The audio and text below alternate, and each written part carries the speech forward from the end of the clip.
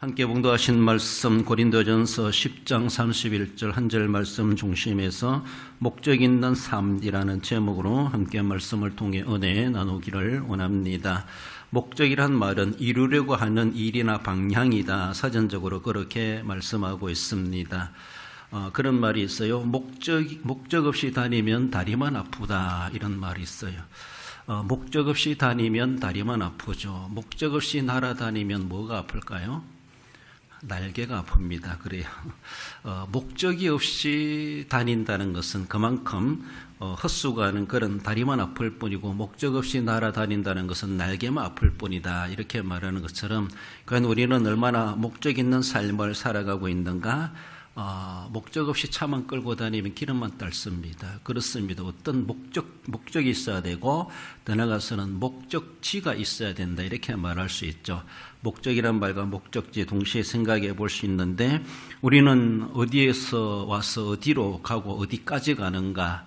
분명히 우리는 출발했으면은 목적지를 분명히 알고 가야 됩니다. 목적지를 제대로 알지 못하고 가다가는 바다에 표류하는 배와도 같고, 방황하는 인생이 될 수밖에 없고, 유리하는 새와도 같고, 그저 날개만 아프고 다리만 아프고 기름만 닳고 세월만 허송세월하고, 그리고 아무것도 남김이 없는 70이여 80이여 90이여 100수를 한다 할지라도 정말 아무런 이룬 것도 없는 그런 인생이 되고야 말 수가 있다라는 것을 우리는 늘 생각해 보며, 날마다 내가 작은 일을 하든 큰 일을 하든 하는 목적이 무엇인가, 일단 이론적으로라도 그걸 정립하고, 그래서 그 목적에 걸맞는 행사가 되고 일이 되고 우리의 인생이 되어야 할 것입니다.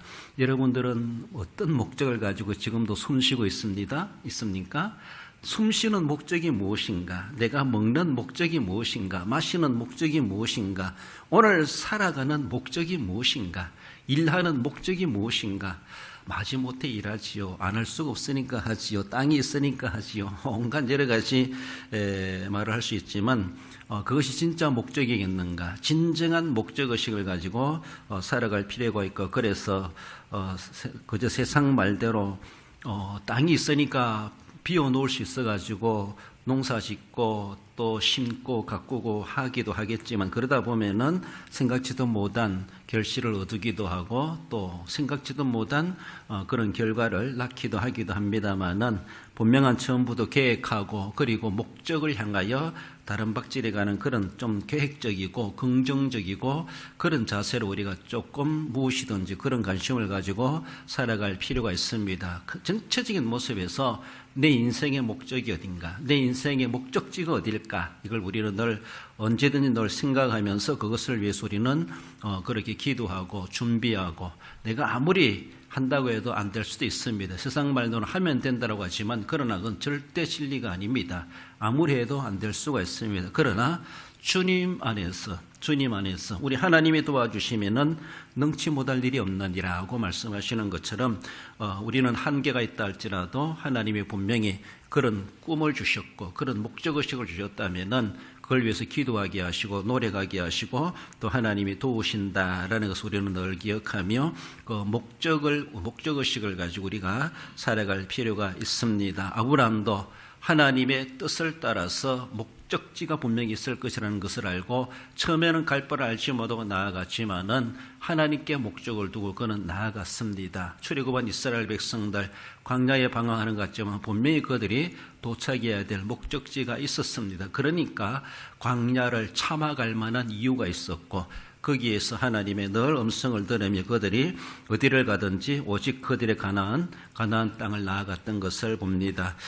그렇습니다. 희망이 없으면 목적을 잃어버린다, 이렇게 말을 하기도 합니다. 그래서 늘 희망을 가지고 목적 있는 삶을 살아가되, 더 나아가서는 목적이 없으면은 달성도 없다, 완성도 없다, 이렇게 말할 수 있어요. 그래서 일단은 희망을 가지고 목적을 우리는 찾아야 될 것이고, 그 목적의식을 가지고 분명히 완성하는 그런 인생의 삶을 살아가야 할 것입니다. 목적 있는 삶이란 자해 주시는 말씀 본문을 통해서 살펴볼 때, 먼저는 먹든지 그 목적을 가지라. 어떤 목적일까? 그런즉 너희가 먹든지, 오늘 본문에서는 먹든지란 SOT 버티오라는 그런 단어인데, 먹는다는 것은 우리 육체 생명의 유지의 가장 기초 기본적인 그런 필수 불가결한 요소다, 이렇게 말할 수가 있습니다. 오늘도 우리가 살아 있습니다. 오랜만에 만난 사람, 살아 있네. 어떻게 살았습니까? 그동안 뭔가 먹었기 때문에 살아 있는 겁니다. 수년 전에 만난 사람 오랜만에 만났어요. 그래요. 안 죽으려면 먹어라, 이렇게 말하죠. 그래서 못 먹어서 죽는다. 결국 못 먹어요. 물론 숨이 끊어지니까 못 먹을 수도 있겠고, 못 먹으니까 죽을 수밖에 없는 그런 상태에 있는데, 육체의 생명 유지를 위해서 먹는다는 이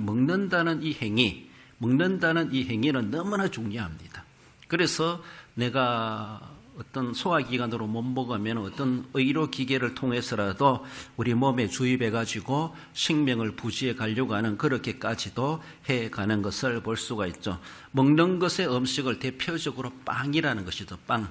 성경은 떡으로만 살 것이 아니요, 떡이란 말로 말하기도 하는데, 일반적으로 우리가 빵이란 말로 사회적으로 많이 통하게 되죠.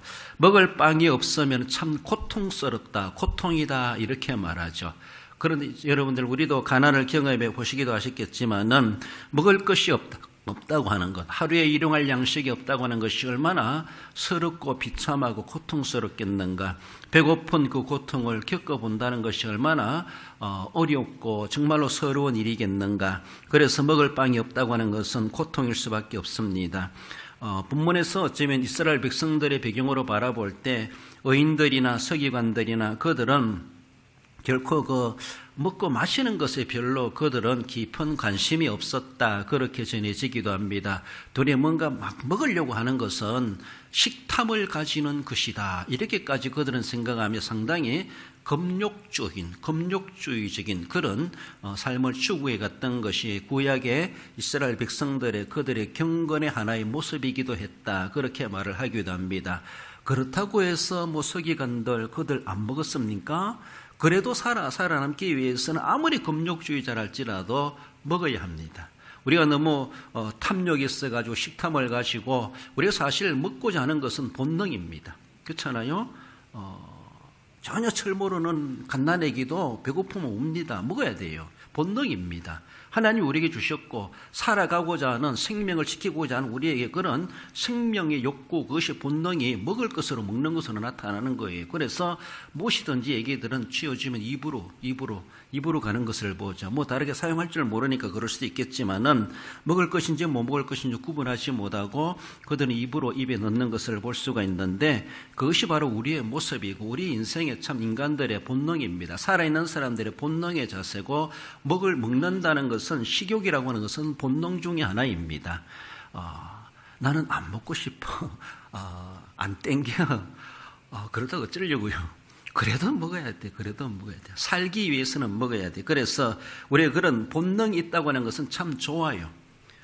우리에게 먹고자 하는 본능이 없으면은 나도 모르게 시험시험 하다가 영양실조로 굶어 죽을 수도 있습니다.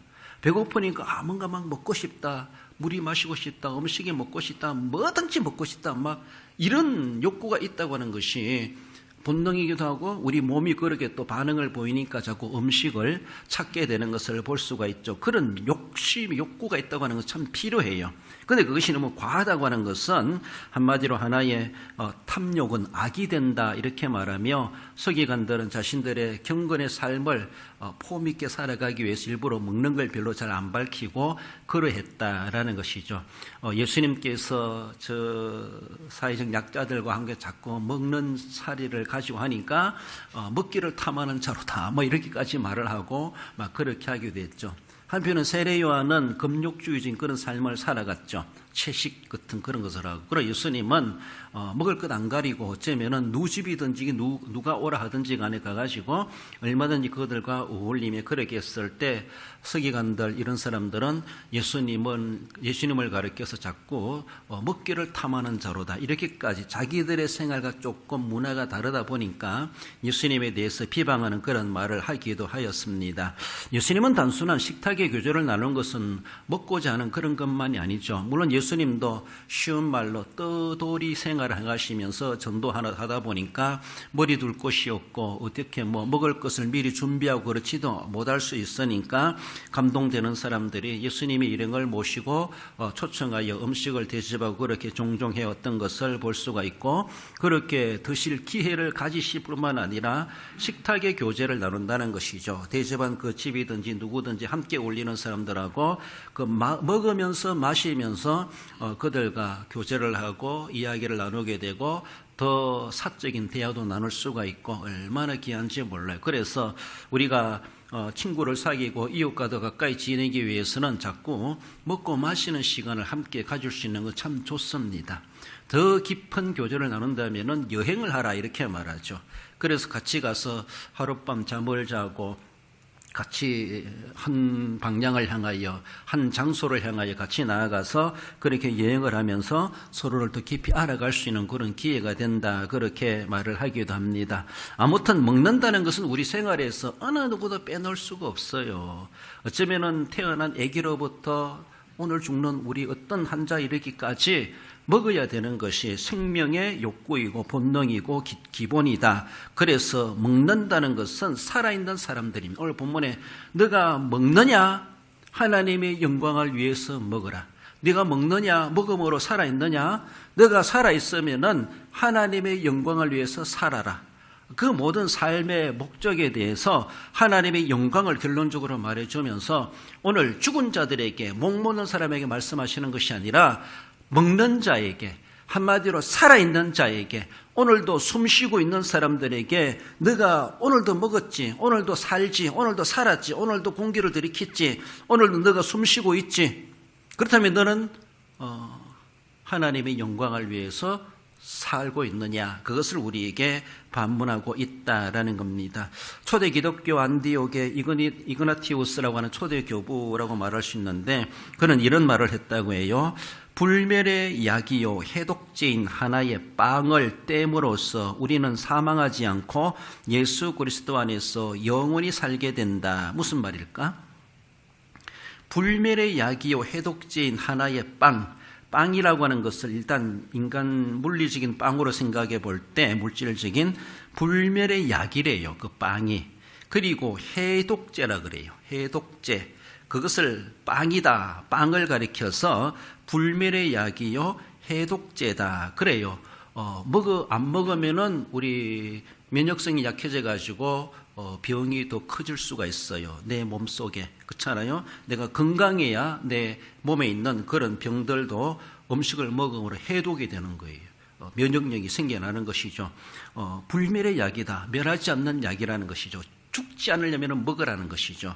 이것을 물론 이그나티우스는 단순히 우리가 물질적 빵을 두고 하는 것이 아니죠. 사실 이 빵은 예수 그리스도를 가리키죠. 예수 그리스도. 불멸의 약이요 해독제인 하나의 빵을 뗀다는 건 우리가 예수님이 이거는 내 살이다, 이건 내 피다, 빵을 떼가지고 나누어 주시는 그런 성찬식을 우리가 상상의 그림을 그려볼 수 있습니다. 그래 그 빵을 서로가 띄어낸다는 것이 아니라 서로 나눈다는 그런 의미로 땜으로써 우리는 사망하지 않고 예수 그리스도 안에서 영원히 살게 된다. 그렇습니다. 오직 예수님께서 우리에게 진정한 떡이 되신다, 빵이 되신다. 우리 육체가 살기 위해서는 실제적인 빵을 먹어야 하지만은 오늘 이그나티우스가 우리에게 말해주는 것은 내 영혼이 살기 위하여서는 예수님과 함께 떼어 먹는, 예수님이 먹는 음식, 예수님과 함께 떼고 나누는 그런 우리의 삶, 즉 영적인 교제가 있어야 된다라는 것이죠. 그렇습니다. 예수님이 우리의 진정한 하늘에서 내려온 내가 신령한 양식이다. 요한복음 6장에서 말씀해 주는 것처럼 예수님을 우리가 막 먹는 거예요. 예수님은 우리의 영원한 양식이 되는 거예요. 그래서 내 살을 먹어라, 내 피를 마시라. 먹지 않으면은 나와 아무 상관없느니라, 이렇게 말씀하시는 것처럼 그런 의미 속에서 이그나티우스가 우리에게 말해준다, 이렇게 말할 수가 있습니다. 그래요, 우리가 지금도 예수님으로 인해서 오늘도 내 영혼이 살아있습니까? 그 살아있음에 대한, 영혼의 살아있음에 대한 목적이 무엇인가? 우리 육신이 살아있는 것도 그래서 빵을 먹고 살고 있는데 육신도 목적이 하나님의 영광을 위한 것이고 또 영적인 모습에서 내가 예수님으로 말미암아 예수님의 그 해독제여 불멸의 빵을 내가 땜으로 나도 먹고 내 영혼도 지금도 생명이 유지되고 있다라고 우리는 믿고 있는데 그렇다면 내 영혼의 생존의 목적이 무엇인가? 정말로 그 모든 것들을 오늘도 말씀해 주는 것처럼 하나님의 영광이란 늘 그런 관점, 육적이든 영적이든 모든 모습에서 먹는다, 내가 오늘 살아있다라는 그 목적은 하나님의 영광이란 그 목적을 가지고 우리가 그 한 방향을 향하여 나아가야 되고 먹는다 할지라도 그것을 위해서 먹어야 하고 또 먹었다면 그렇게 그 영광을 나타낼 수 있어야 될 것을 그렇게 말씀하십니다. 음식에 관한 극단적인 두 입장은 어쩌면 식도락이나 금욕주의라고 할 수가 있는데 좋은 맛집 찾아다니면서 식도락으로 그렇게 음식을 즐기면서 먹기도 하겠지만은 그리고 또 때로는 금식도 하고 금욕도 하고 그러 하겠지만은 오늘도 내가 생명 유지의 가장 기본적인 것은 내가 먹고 있다는 것입니다. 육신도 먹고 영의 양식도 먹고 그래서 내 영혼도 살고 내 육체도 살고 기본적인 것은 먹어야 하므로 오늘도 내가 살아있다라면은 우리는 하나님의 영광을 얼마나 나타내고 살아가고 있는가. 내 영혼이 오늘도 내가 살아있는가? 죽은 영혼에게 말하지 않습니다. 죽은 자에게 하나님은 그것을 요구하지 않습니다. 살아있는 육체에게, 살아있는 영혼을 가진 자에게 우리 하나님께서는 사도 바울을 통해서 하나님의 영광을 위해서 하라. 하나님의 영광의 목적을 우리에게 결론적으로 말씀해 주십니다.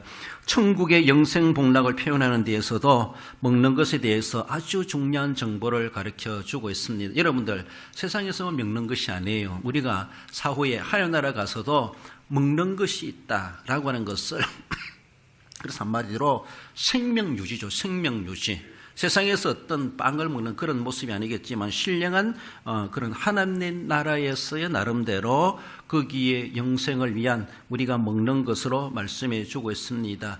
하나님 나라 가서도 먹고 소화되고 배설하고 그러게 되는 모르겠는데 아무튼 그 나름대로 우리의 영생함에 대한 어떤 영적인 양식을 섭취하고 그런 과정들이 있지 않겠는가. 아무튼 이 세상에 우리의 이해력을 가지고 말씀해 주는 것들을 보면은 계시록 2장 7절에 보면은 이기는 그에게는 내가 하나님의 나그네 있는 생명나무의 열매를 주어 먹게 하리라.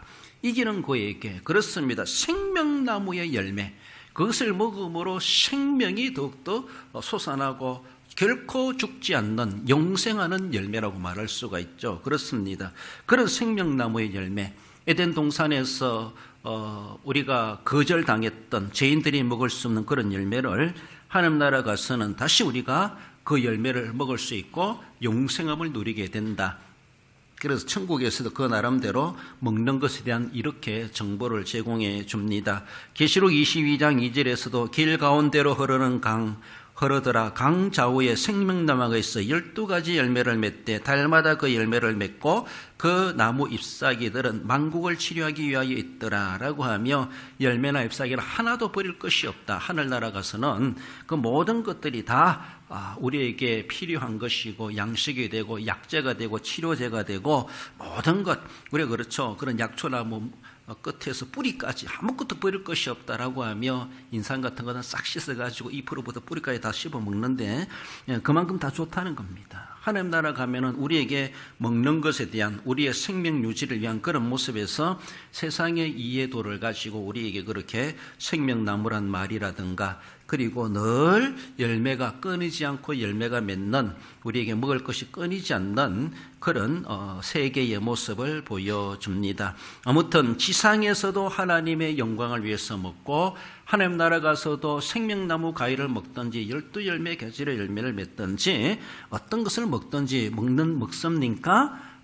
하나님의 영광을 위해서 먹는다. 이것이 성도의 기본 본질적인 모습임을 말씀합니다. 그래서 우리가 무엇을 먹든지 간에 늘 먹는 삶을 살아가죠. 무엇을 먹든지. 그래서 내가 하나님의 영광을 위해서 이 작은 것 하나라도 먹는가. 하나님 감사합니다. 그래서 기도하고 먹게 되고 마시게 되고 쉬운 말로 콩쪽을 하나 먹는다 할지라도 이것이 먹음으로 내 몸에 들어가서 유익이 되게 하시는 하나님, 내 생명 유지를 위해서 아주 기본적인 그런 양식이 되게 하신 것에 대해서 하나님 앞에 우리는 감사할 수 있어야 됩니다. 그러나 아무리 많이 먹는다고 생명이 더 늘어나는 건 아니겠지만은 아무튼 살아있다는 그 자체는 먹는다는 것이고 먹는다는 그 자체는 살아있다라는 것, 서로가 이코로 서로의 그런 관계성을 맺고 있습니다. 그렇습니다. 우리가 더 나아가서는 하나님 말씀해 주신 것처럼 이그나티우스가 말해주는 것처럼 정말로 불멸의 약이요 해독제인 예수 그리스도만이 우리의 진정한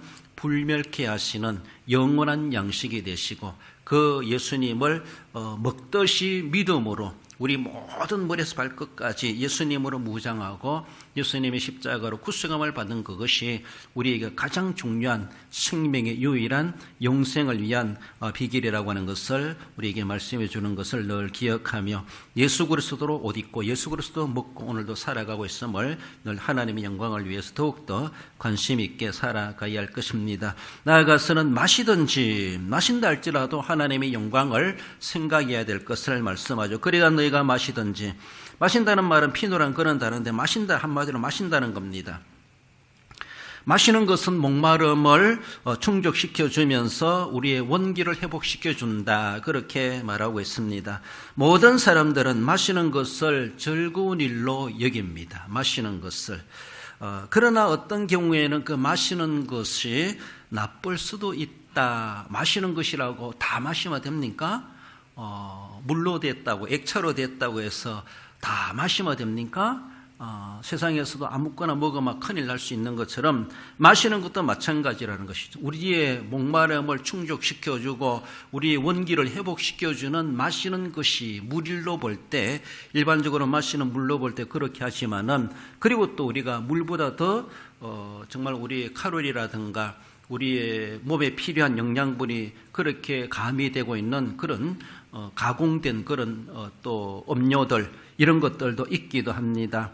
그래서 필요해서 먹고 마시기도 하는데, 그러나 그 무조건 다 마신다라는 것만이 아니라 어떤 경우에는 그 마시는 것이 우리 몸에 나쁠 수가 있고 결코 유익하기보다 해나 독이 될 수도 있다, 그렇게 말씀하고 있습니다. 그래서라도 성경에서는 술 취하지 말라, 이런 것들이 상당히 많이 조심하게 되고 경계를 시켜주고 있습니다. 술 취한다는 것이 죄가 된다기보다 결코 그것은 그 마신다는 그 자체가 하나님께 영광이 되는 그런 모습보다는 하나님 영광을 도리어 망각하게 버리고 또 하나님의 영광을 훼손되게 만드는 그런 행동의 결과를 나타낼 수 있기 때문에 그런 것들, 쉽게 말하면 좀 마취하게 만들고 우리를 그렇게 중독되게 만드는, 하나님의 영광에서 멀어지게 만드는, 어떨 때는 그것이 약이 되기도 하고 필요하기도 하지만은 일상적인 모습에서 보편적으로 우리가 마셔야 될 드링크, 그렇게 사용해서는 안 된다라고 하는 것을 우리가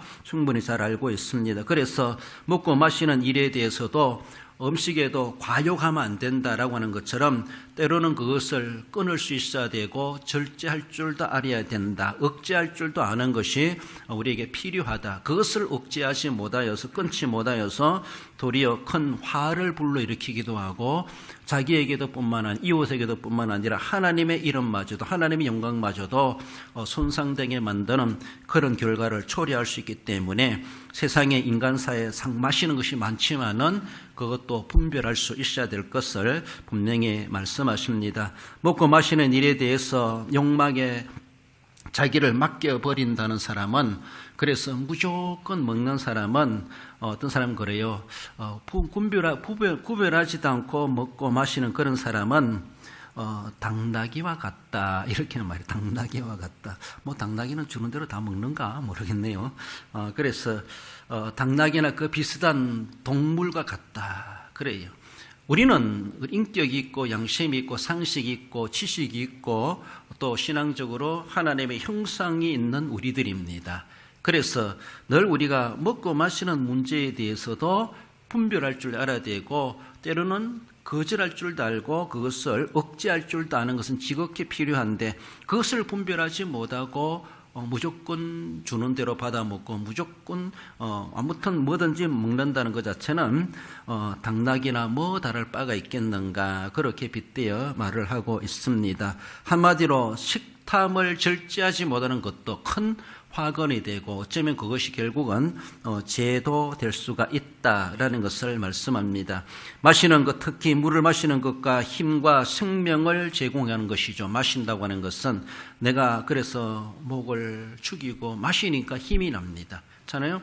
우리가 또 일을 많이 하고 탈수되면은 아무리 건강한 사람도 쓰러지게 되고 그리고 혼절하게 될 수가 있습니다. 정신을 잃을 수가 있습니다. 그러므로 내가 물을 마신다고 하는 것은 그만큼 내 힘을 지켜가는 거죠. 내 몸에 어느 정도 수분이 계속 잠재하고 있어야 돼. 수분이 빠져나가고 나면은 아무리 덩치 큰 사람이랄지라도 갑자기 쓰러질 수도 있지 않겠는가. 생명의 위협을 느낄 수도 있다는 겁니다.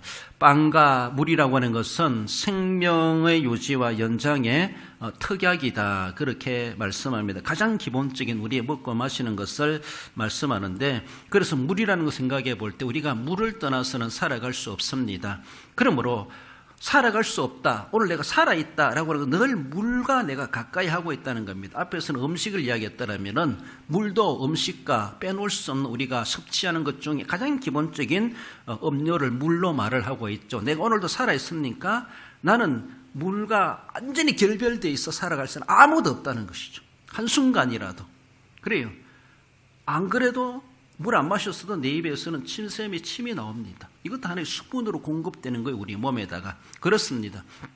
그런 모습 속에서 사람은 음식과 떨어질 수 없는 것처럼 사람은 물과 떨어질 수 없어. 물과 떨어질 수 없습니다. 그래서 40일 건식하는 사람은 음식은 안 먹어도 물은 마신다, 이렇게 말하죠. 그것마저도 안 하면 정말로 죽을 수가 있는 것이죠.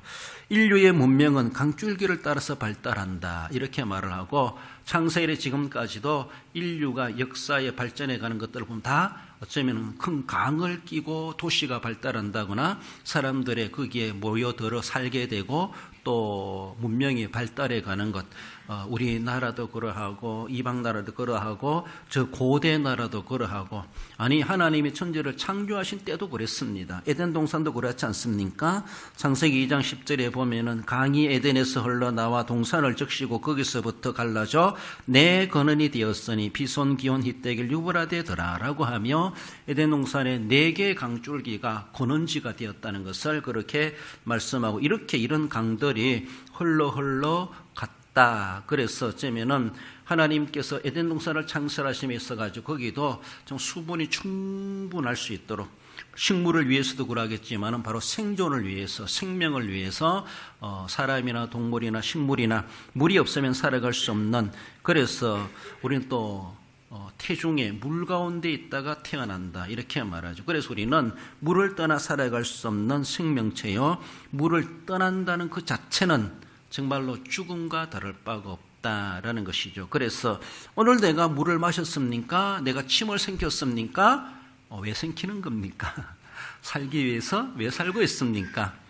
하나님의 영광을 위해서. 한마디로 하나님의 영광이란 그 대목적의식을 우리는 결코 한순간도 잊어버려서는 안 된다는 것이죠.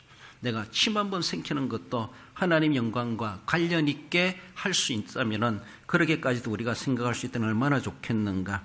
우리가 자주 물도 마시고 커피나 차도 마시면서도 하나님 감사합니다, 그렇습니다. 그저 호기품으로 마시기도 하고 하겠지만은 기호품으로, 그러나 그것도 정말 하나의 물로 생각해 볼 때 내 생명에 필요한 것들이다. 화초에 물을 주면서도 물을 주신 하나님, 그래서 이 식물도 물을 먹음으로 크고 자라고 있는 것처럼 우리가 논에나 밭에나 물을 댈 때마다, 물이 필요하고 공급할 때마다, 물을 사용할 때마다, 내가 직접 마시는 것이 아니라 할지라도 우리가 농작물을 키우는 그런 가운데 물 없이 살아갈 수 없는 것처럼 물을 볼 때마다, 물을 사용할 때마다 그 물을 통해서 내가 하나님의 영광을 위해서 물을 우리는 사용할 줄 안다고 하는 것은 지극히 필요하다라는 것이. 그래서 마신다라고 하는 대표적인 물질은 물이죠, 물. 그래서 그 물을 가지고 무엇을 하든지 간에, 요리를 하든지 설거지를 하든지 물을 사용할 때마다 이 물을 내가 사용할 수 있다. 물이라고 하는 것은 생명을 유지해 주는구나.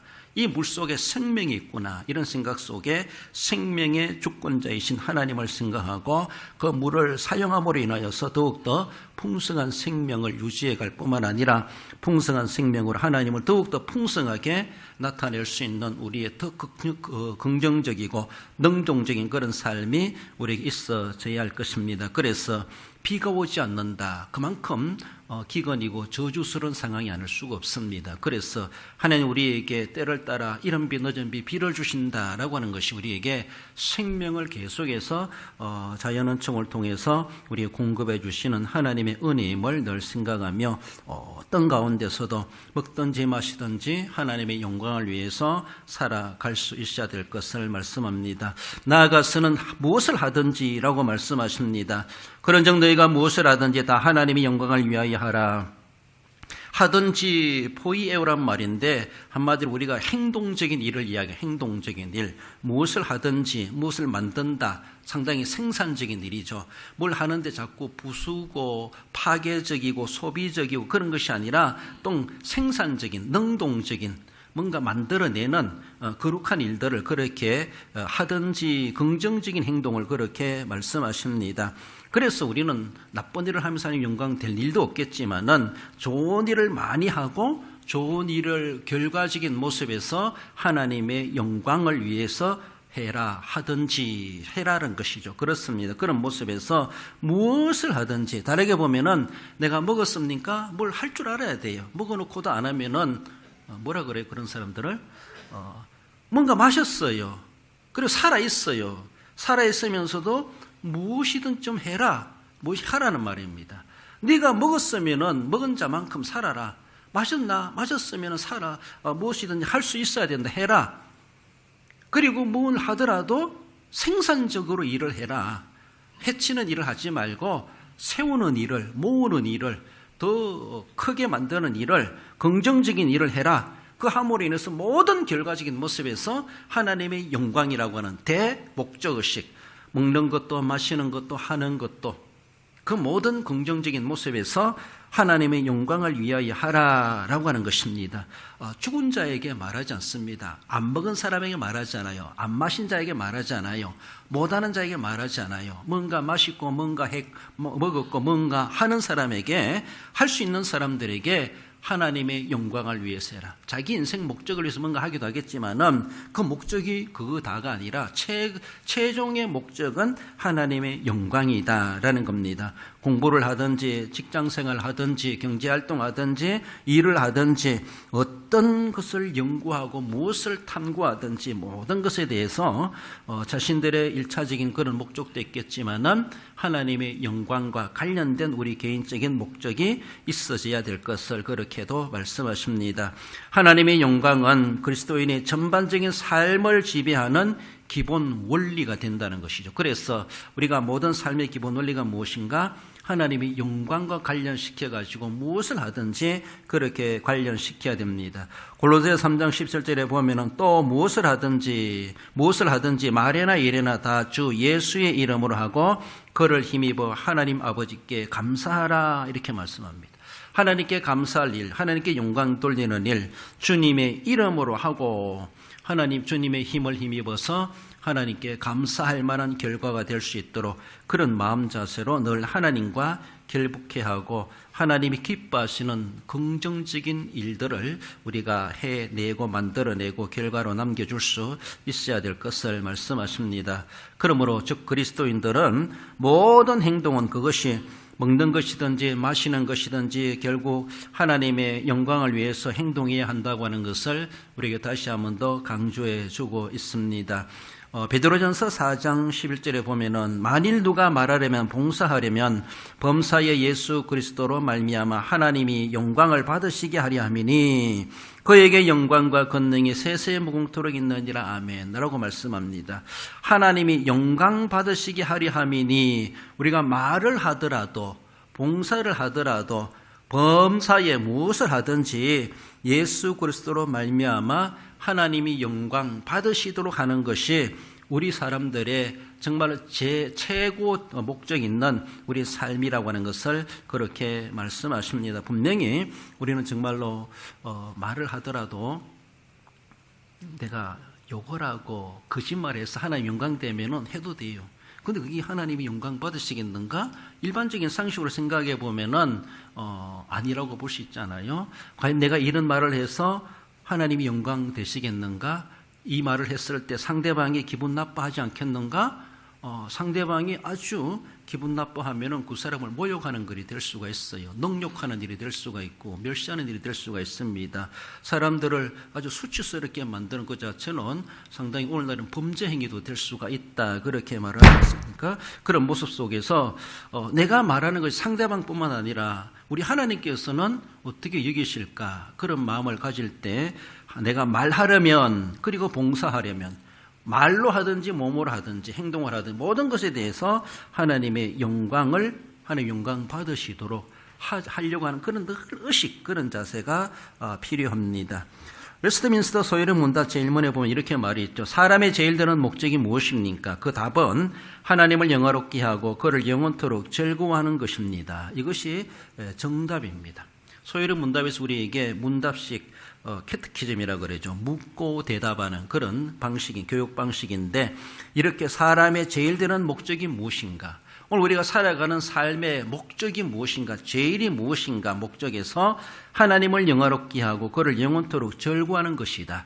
한 구절로 말해본다면 이것이 성경적인 대답이고 또 그렇게 살아감이 지극히 마땅한데 하나님을 영화롭게 한다는 것이 무엇인가? 하나님을 영화롭게 하는 것은 존재한다면은 목적이 분명히 있습니다. 그러므로 삶의 전 영역에서 하나님만을 증거하고 하나님을 드러내는 것, 하나님을 증거하고 하나님을 드러내는 것, 내 모든 삶의 영역에서 이것이 바로 하나님을 영화롭게 하는 것이다. 그렇게 설명합니다.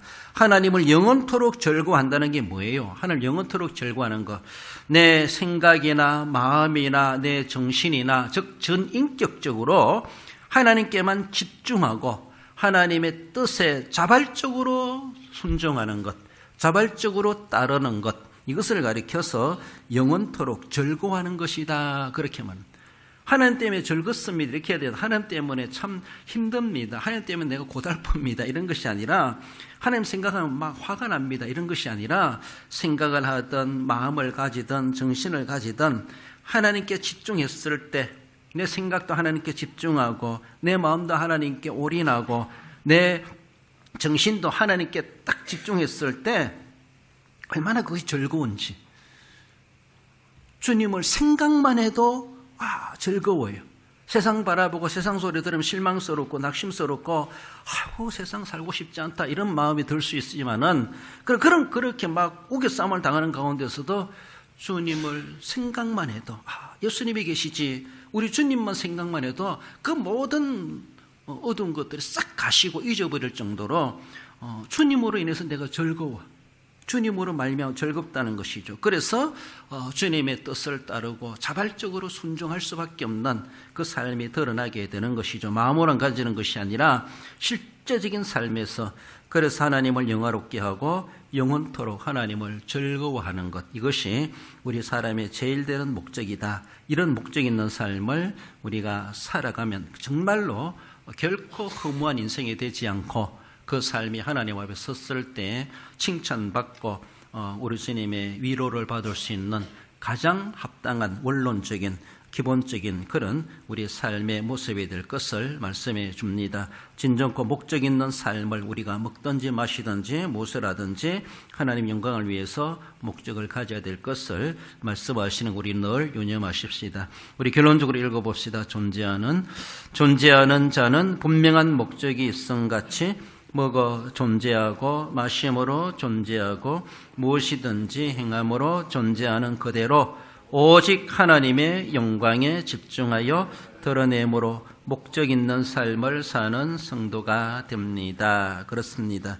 무엇을 하든지 먹든지 마시든지 무엇을 하든지 하나님의 영광과 늘 관련 있는 삶을 살아가시고 그래서 정말로 세상 누가 뭐란다 할지라도 세상 끝 뭔가 사람들이 알아주지 못한다 할지라도 하나님 앞에 내가 참 인간으로서의 인생으로서의 목적 있는 삶을 하나님이 바라시는데 내가 살아갔구나. 후회 없는 인생이 되시고 보람되시고 하나님께 칭찬받기 합당한 그 아름다운 삶의 발자취를 남겨가시는 우리 모든 성도 여러분들 되시기를 주님의 이름으로 축원드립니다.